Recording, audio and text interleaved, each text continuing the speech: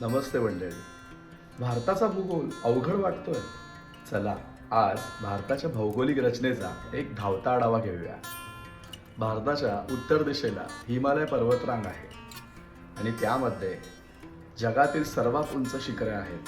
हिमालय पर्वतरांग फक्त बर्फच नव्हे तर नद्यांचं उगमस्थान देखील आहे आणि खाली प्रचंड असे सुपीक उत्तर भारतीय मैदानी प्रदेश, जिथे आपल्या भारत देशाची अन्नधान्याची गरज पूर्ण होते.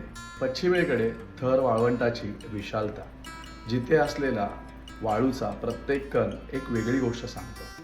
मध्य भारतात पसरलेलं विशाल दख्खनचं पठार, जिथे डोंगर, नद्या आणि विविध संस्कृती एकत्र येतात.